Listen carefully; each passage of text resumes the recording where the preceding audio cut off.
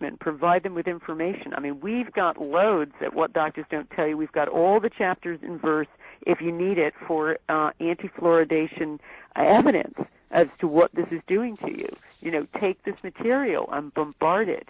Bombard your congressman with it. But as I say, find out who the movers and shakers are. There are a lot of people now opposed to this. I'm baffled why the mainstream media doesn't jump all over this, at least well, in this you know, country. George, this baffles me too, because, I mean, we come up with evidence. I mean, because we're pouring through medical literature and pouring through this evidence every month, we come up with fairly stunning stuff, you know, all the time of this kind of level. And it staggers me oftentimes with the media why they aren't. But, you know, that's another whole question. And I feel like these days the Woodward and Bernsteins of the world are gone, because the kinds of investigative stories that need to be done on issues like this don't get done so much anymore. Well, I've made a pledge on this program, Lynn, that not only will this program continue to do the mysteries of the mind and the things that are going on in space and really some of the fun stories, too, that are unexplained, but we're also going to tackle these things that affect all of us. And this is one of them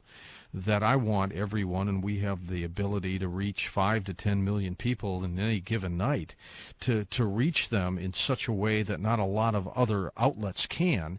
And I would hope that after this program, they begin to call their local city managers and say, you know what, I want some answers to this, because it's out there.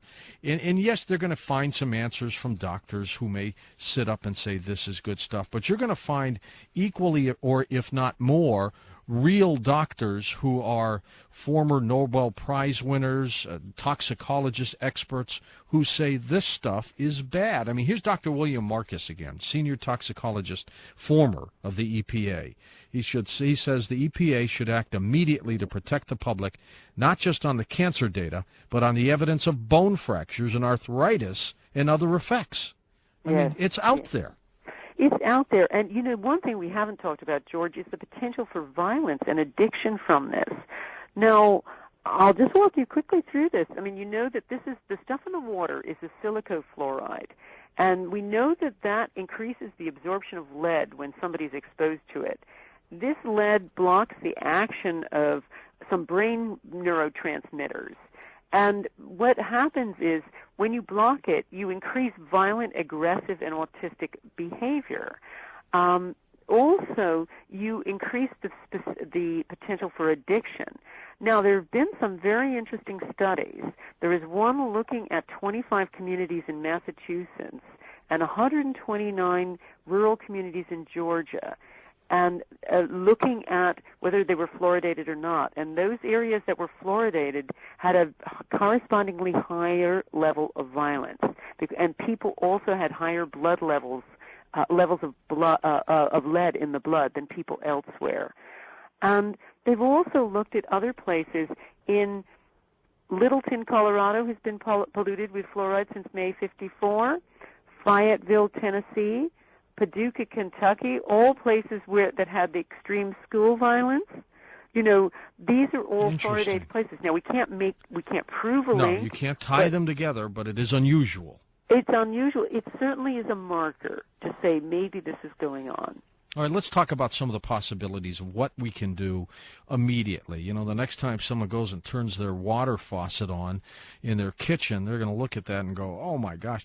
The little water filters that you can get, the carbon filters, do they help at all? No, they don't take fluoride out. You need to get a filter that takes everything out. If you get a reverse osmosis filter, it's something that you got to fit under your sink and put through your countertop, but it takes everything out. It will take everything out. I mean, all the pollutants, all the parasites, everything else. It just strips your water of everything. It also strips it of minerals, so you have to make sure you take other kinds of mineral supplements. But that will get fluoride out, so you can drink your water taking it out. It makes it absolutely pure. You can get or pump, buy supplies of bottled water, although they have, other issues. And lots of just because it's bottled doesn't mean that it's safe. You have to find out whether it is a particular, it comes from a particular spring. Sometimes bottled water doesn't have, some of it is just more or less a little bit better than tap water and put in a bottle. So you have to check where that's coming from, and also look at the fluoride levels, because some of them are pretty high. But first of all, strip it out of your water. But then you've got to look at other places. Remember, you're taking fluoride everywhere. You've got to look about and worry about where you're getting fluoride from other sources. Big important thing is send your kid to school with bottled water, because school water can add additional fluoride to water. In addition, in the U.S., if water is fluoridated to about 1 part per million, many schools have levels 5 times higher than that. I would hope that some school officials would hear this program tonight, Lynn, and go back to their school boards immediately and start writing letters and saying, you know what, we need to check into this. And that would be a big move right there, just for people to start checking into it. Absolutely, and looking at the evidence, because, as you say, government official type people come up with, like the Centers for Disease Control has a big report that has gone on and on about how safe this is and how it's always been safe, et cetera, and it selectively picks out its data. It doesn't look at a lot of the new evidence and, things like the cancer links that are very frightening. But besides, we were talking about things to do. Also, look at and be very selective in the kinds of drugs you take. Fluoride, remember, is in many over-the-counter and prescribed medicines. It's in Prozac. It's in vaccines. Be careful about things like that. Now, what's the purpose of putting it in that? It's a byproduct of the creation of it. There's no beneficial effect of it. It's just a byproduct of the creation of it, of that particular drug. So it's there, but realize that it's there. It's in heavy traffic. So particularly little children, think about kids going in strollers right near, car level. Keep them away from heavy traffic. Check food labels for fluoride levels.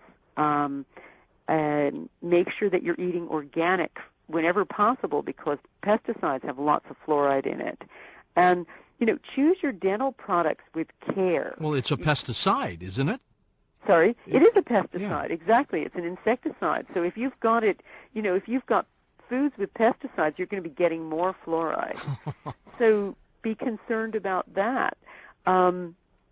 You can take vitamins B and C. They really help counter fluoride effects. But with the dental products, go for a non-fluoridated toothpaste. They're definitely there. You've got to get them in the health food shop. And if you decide to take one with fluoride, then you've got to look at look at what it's got in it. Check the levels. You can have different kinds, parts per million, and with mouth rinses and things like that. Check and take the lowest parts per million you can find. Lynn, when I was in college, to appease good old Dad, my love, of course, was broadcasting, but he thought that I needed a more significant career. So I was following in the footsteps of what a lot of my relatives had been, and they were dentists and specialists in dentistry. So I, too, was going to be a dentist, and I was in pre-dent for 2 years at the University of Detroit. And you know what? Had I gotten my degree in dentistry and I graduated then, it would have been in the 70s, I probably would have been a dentist recommending fluoride, because I probably wouldn't have known any better. No, and it's, you read the experts. I think this is one of the problems we find, with doctors and dentists in general. They're fed a lot of information, which comes from industry or from the drug companies. Now, the drug companies are hardly what you would call unbiased, sources of information. They're there to make a profit. And dental products also, they're there to make a profit. And you'll probably find that, these companies have infiltrated schools of dental medicine, et cetera, hawking their wares and